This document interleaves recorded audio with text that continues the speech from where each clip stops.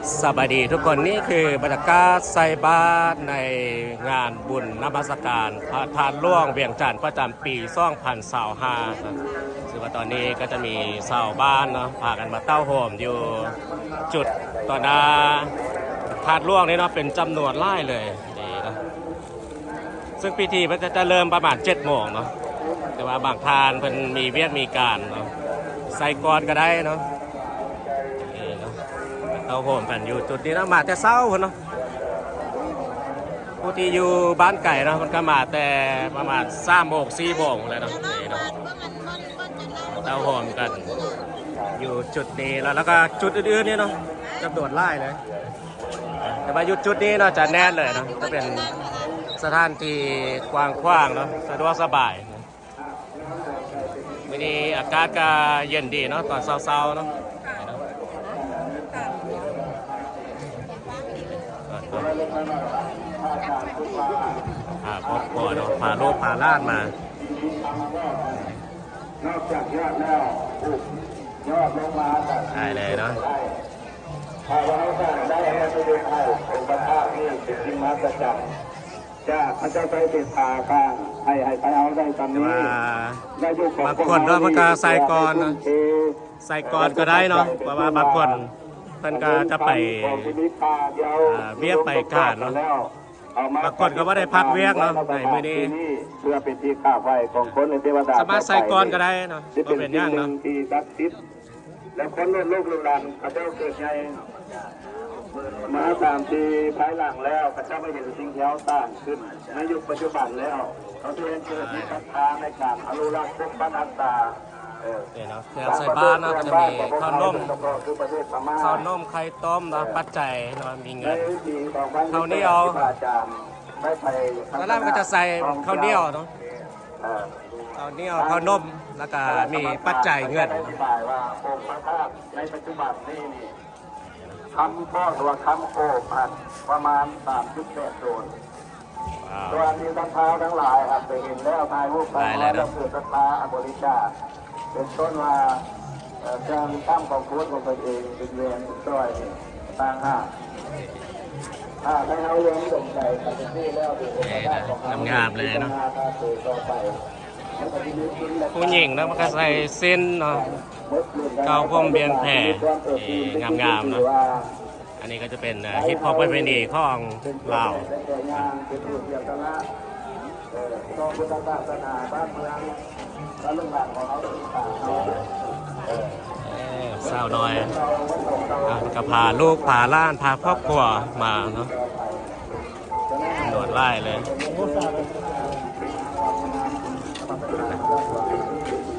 จะใส่เนาะบางทานมันก็ใส่ก่อนนะใส่ก่อนก็ได้เนาะหรือว่าจะท่าเป็นเฮ็ดพิธีทางศาสนาก็ได้กันเนาะหรือว่าใส่ก่อนเนาะว่าเป็นย่างเนาะตามจิตใจใส่ศรัทธาเนาะใส่ก่อนก็ได้เอาเป็นผู้ต้นคิดด้วยกันรถบ่ออกไม่ออกทั้งหลายทั้งปวงวัตถุปัจจัยของเขามันจะเป็นของนอกกายดังพระก็ต้องเกิดชาองค์ที่มีสายพระเนตรอันกว้างไกลคนที่ผู้เสียสละให้เจอไทยเขาได้แล้วก็แดดเลยนะฟังของแท้เห็นแต่ถ้าเมื่อเขาเป็นลูกเป็นหลานของเป็นแล้วมรดกจะเป็นตุ้มทอดไว้ไทยเขามีแต่นี้แล้วให้เป็นใดที่ตู้ตาลก็ใส่สามารถใส่อยู่หลายๆจุดเลยนะจุดทางหน้าทางล่างนะผู้ประกอบการโตขับได้เจตาเป็นกับได้สร้างองค์ใหญ่ได้เพราะนั่นก็อาศัยไปว่าประชาชนในยุคสมัยของเช่นผู้ผู้ร่วมมือการต่อให้เป็นญาติโยมข้าวเหนียวข้าวนมแล้วก็มีปัจจัยเงินเนาะตามศรัทธาเลยเนาะใส่ลายใส่น้อยบ่หวั่นห้าเนาะอยู่ที่ใจเนาะการทำบุญอยู่ที่ใจเนาะฐานน้อยฐานไล่ก็ได้บุญเนาะอยู่ที่ใจนะที่พันไป2,000ที่580จริงๆแล้วเป็นทัดไว้5,000พลังตาที่เขายังอยู่ในปัจจุบันจะลวงเลยไป2,568แต่ว่าไปเขาแต่ยังมีผู้มีบุญบารมีอันสูงตรงการทำหลายๆคนเนาะเพิ่นก็จะทาพิธีก่อนนะ ดังนั้นจึงจะเริ่มใส่บาตรแต่ว่าบางทานเนาะเพิ่นมีภาระหน้าที่เนาะต้องไปก็ใส่ก่อนก็ได้เนาะอืม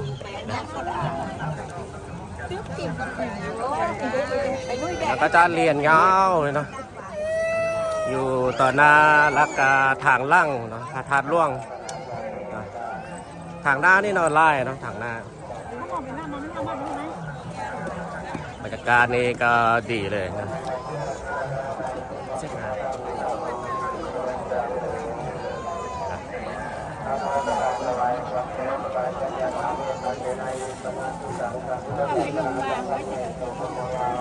มีคนก็กำลังมาเนาะ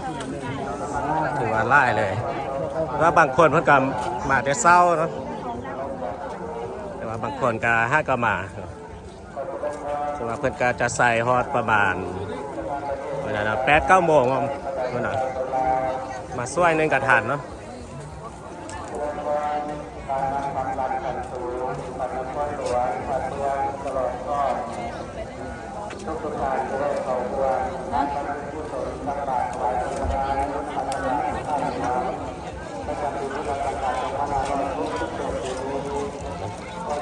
กาเกียม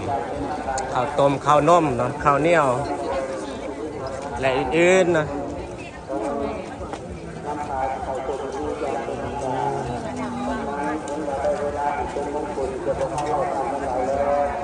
จะได้ไปเป็นดี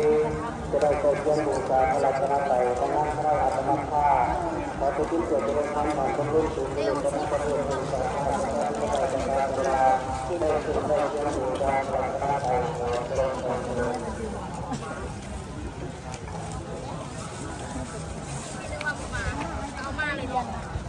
ในขณะที่ประธานได้ถึงเจ้าเพื่อนบูชาพระรัตนตรัยพระบรมราชาธิบดีเพราะการนำพระราชาทอดพระพุทธเจ้าการจัดทุกผู้นำผู้ตัดทั้งหลายได้กำลังมือเป็นผู้เปิดตัวอยู่ตามหน้าเอกเสือและลึกถึงคุณพระพุทธเจ้ามือใส่บาตรเนาะก็จะมีค่ายอย่างข้าวล่ามข้าวล่ามข้าวเมาอันนี้นะซึ่งเป็นข้าวใหม่เนาะภายหลังที่ท่านประธานได้จัดเลี้ยงบูชาพระรัตนตรัยสำเร็จแล้วเจริญพรได้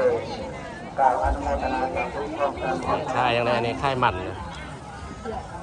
มันต้นมันอ่อนเปลือกเนาะ1 เปลือก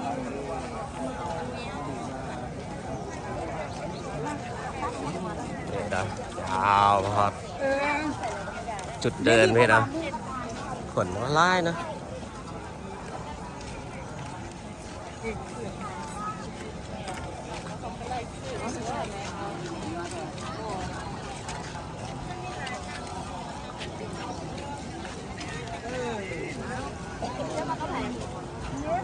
ก็จะมีนักท่องเที่ยวนะเพื่อนก็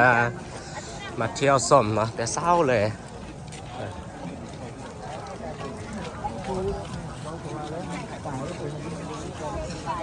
นะเจริญพรทุกประการโดยใจทุกความต้องการทางไปนะอยู่จุดเดินนี่ลายนะอยู่หลายๆจุดเนาะทางหน้าเพราะทางล่างนะสามารถเลือกใส่อยู่จุดได้ก็ได้นะแล้วแต่ความสะดวก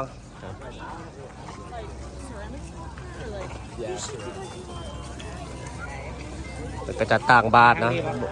ไม่ได้ย่างบินทบาทนะต่างเอาสะดวกสบาย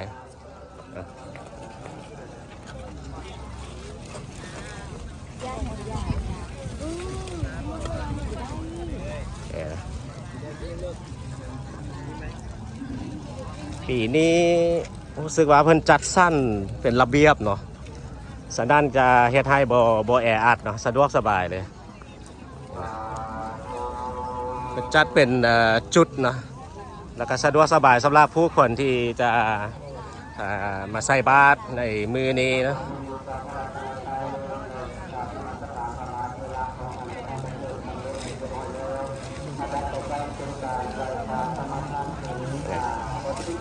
บางท่านบางคนเพิ่นก็ห้ากำมาฮอดเนื่องจากบ้านอาจจะอยู่ไกลแล้วซ่องนี่รถน่าจะติดแดนเอาวันนี้นะ รถน่าจะติดนะเพราะว่าหลายๆคนก็มา พอมาเหล่าคนทักษีอัปนาไกอันเป็นเพื่อใช้เป็นอาจารย์กันนะตามเราเราประกาศเป็นประตูประธานในประเทศเราเป็นเราประธานเป็นการประกาศการนาสัมพันธ์มาแต่เช้านะเอาซาดมาแล้วมาปูดังบางทานมันก็หล่อทาพิธีก่อนเนาะเราจึงใส่บางทานมันก็ใส่ก่อนเนาะใส่ก่อนกลับก่อนก็ได้เนาะว่ามีปัญหาเลย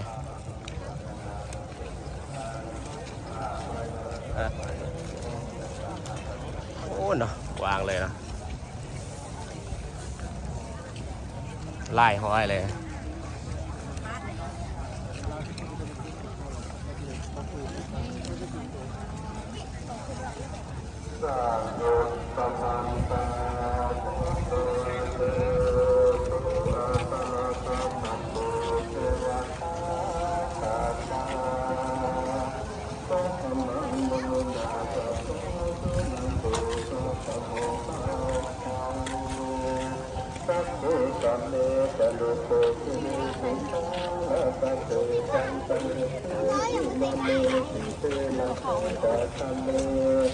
ตะลุวันนาหาเนโสหังวัตถุเมสุเตภูมาจยันตุเทวา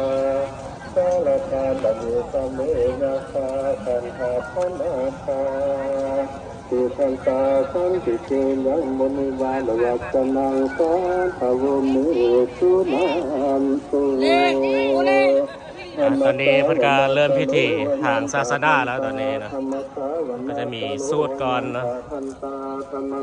หลังจากนั้นก็จะใส่บาตรสุนันโตโกโสเนสวาดุลาเตสัมปุถุสันดาเจ้าทั้งหลายสุตุปังหัสสะภูมิสถานโลกาจุลามณีเจดีสถานนครหลวงเวียงจันทร์สุนทรสาธุเท่าทั่วทั้งประเทศทั้งสุขใจหอมดีเป็นเรือใส่บาตรนะบางคนว่าทานมันก็มีน้ำเลยเนาะใส่ย่างก็ได้นะแต่ว่าต้องเป็นพวกกินสุกอาหารสุกเนาะหรือว่าจะเป็นข้าวต้มขนมเป็นอาหารดิบเนาะบ่สามารถอนุญาตให้ใส่ได้เนาะ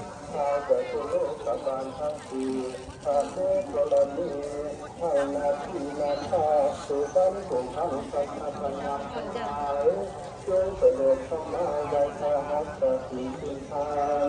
ฟังธรรมเทศนาเมื่อในงานบุญธรรมจักการพระธาตุหลวงพุทธจันทร์ประจำปีพศ2567ที่แต่ผู้เกิดจงทั้งทั้งนา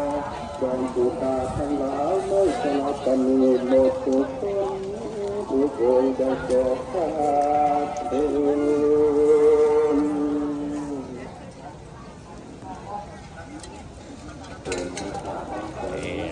สาวใส่บาตรนะในวันนี้ก็มีหลายๆคนเนาะก็มาในมื้อนี้นะ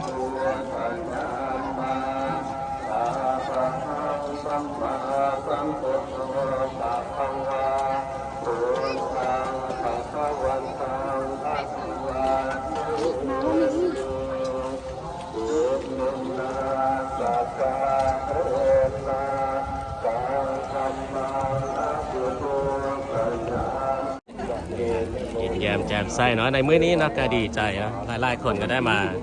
ใส่บาตรยาน้ำเฮ็ดบุญเนาะประธานหลวงเวียงจันทน์นี่นะปีละครั้งเนาะฉะนั้นก็เป็นโอกาสที่ดีเนาะที่จะมาเฮ็ดบุญเพราะว่าผู้ที่จะอยู่ภายในหรือว่าต่างประเทศเนาะก็มาเป็นการเป็นจำนวนหลายเลย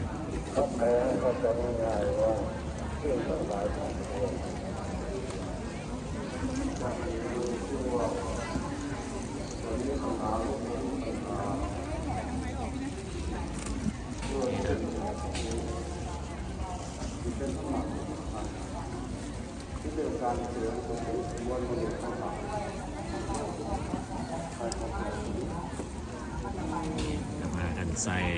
ก็มีอยู่หลายๆจุดนะที่สามารถใส่ได้นะสำหรับปีนี้เพิ่นจัดเป็นระเบียบเลยเนาะบ่แออัดบ่วุ่นกันเนาะสะดวกสบายสำหรับผู้คนที่จะมาใส่บาตรในมื้อนี้เนาะเครื่องใส่บาตรหลักๆก็จะมีเป็นข้าวเหนียวข้าวนมกับปัจจัยเงินหรือว่าจะเป็นอาหารพวกกินสุกหรือว่าอาหารแห้งอื่นๆเนาะ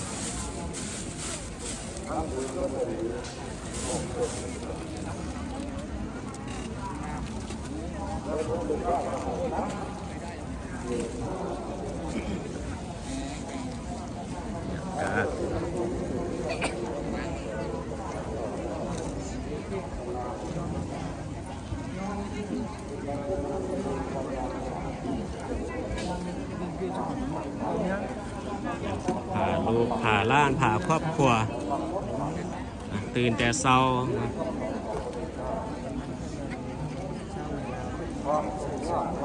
เพิ่นก็จะนุ่งทื่อเป็นระเบียบผู้หญิงก็นุ่งสิ้นใส่เครื่องสุภาพบางคนก็ใส่เป็นสุดผ้าไหมเนาะเป็นสิ้นเกาป้มเบียงแผ่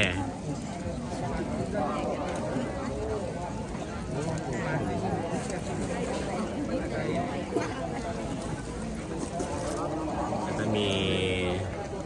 พาส่งเนาะมาจากทั่วประเทศเลยเนาะทุกปีนะก็จะได้ฮับเสิร์ตเนาะมาแต่ละวัดเนาะทั่วประเทศลาวเลย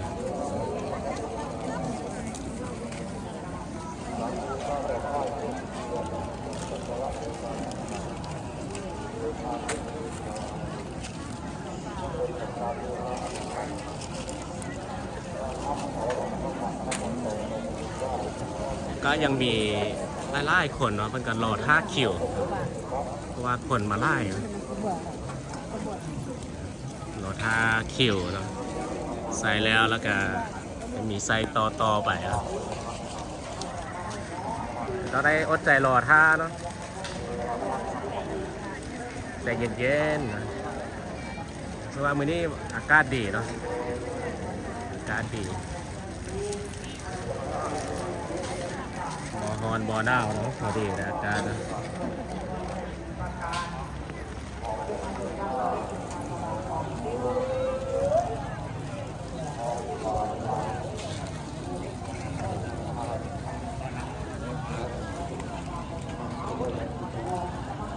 แย้มแจ่มใสนะที่ได้มาใส่บาตรยาดำ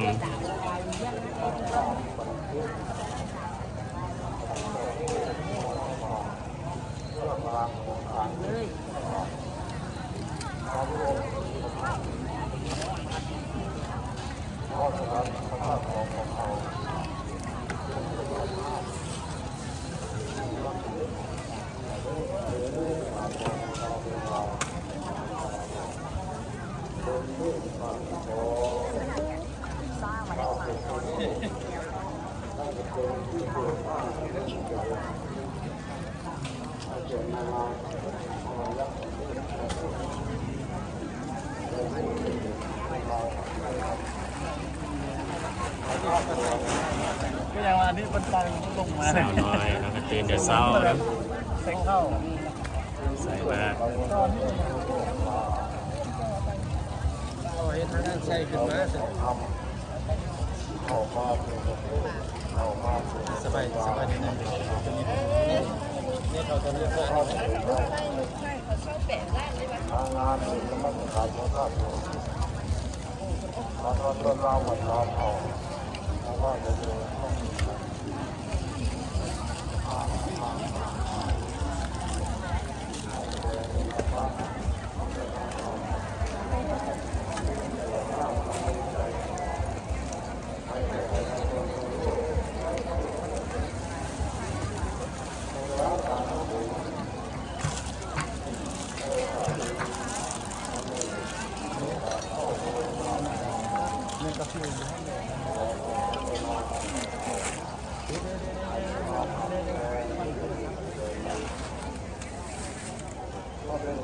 เยอะเยอะมีว่า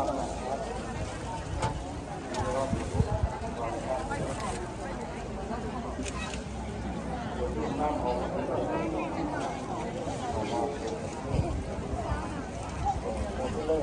ก็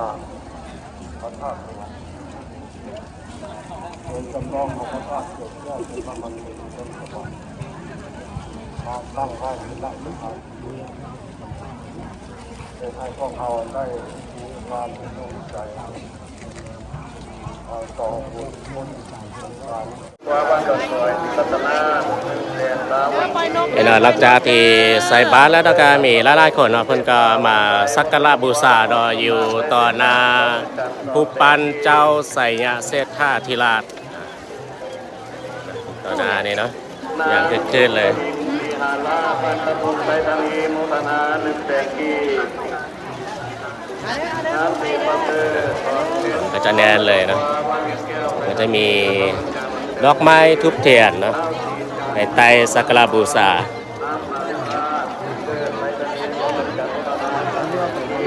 คนมาไล่เนาะแน่นเลย เมษามุทนา100 บาทนำแก้วคนละตะกัวบ้านนับดีจากตะบุรีนครหลวงวิจารณ์น้ำแต่ละจังหวัดแล้วเราจะใส่บาตรและดับเงินไว้เด้อพระพุทธเจ้าสู้ราชบาอาจารย์เราจะได้บาตรองค์การพุทธศาสนาลอยของเขาคนใดยังตายังเกิดพอไปที่วัดตั้งที่เกิดขึ้นเป็นอาวันใต้ในใต้วันเหนือจะเงินจำนวนนี้ได้ไปด้วย อยู่จุดนี้ก็จะมีให้ใส่เนาะเพื่อนก็จะว่างบาทเนาะสะดวกสบายเนาะ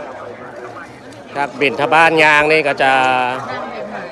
ะวุ่นๆแต่ก็จะหนักเนาะ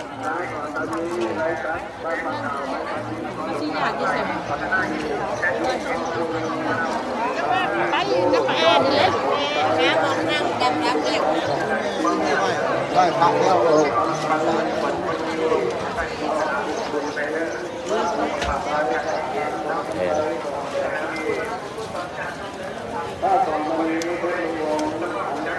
ก็เป็นอีก1 ปีนะที่มีความ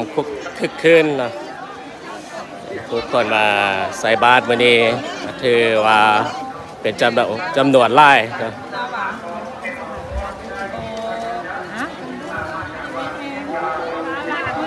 มันเข้ากับมาลอกเลย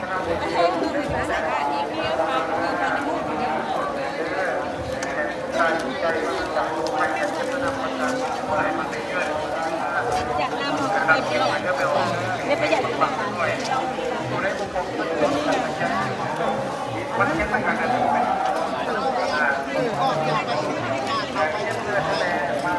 ลังจากที่ใส่บาตรแล้วมันก็จะมีถ่ายรูปเซลฟี่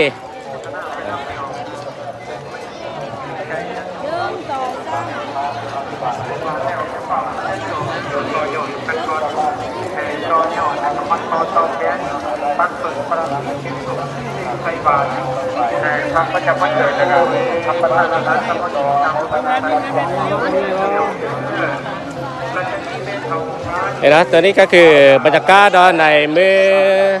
ใส่บาตรญาติดำเนาะบุญนมัสการพระธาตุหลวงแม่จันทร์เนาะประจำปี2025ก็บริษัทก็จะข้อหลักคลิปที่น่าไว้เพียงแต่ในการละก็ข้อขอบใจเนาะทุกท่านทุกคนที่เข้ามาเบิ่งมาชมและติดตามมาตลอดนะแล้วเจอกันในคลิปต่อไปสบายดี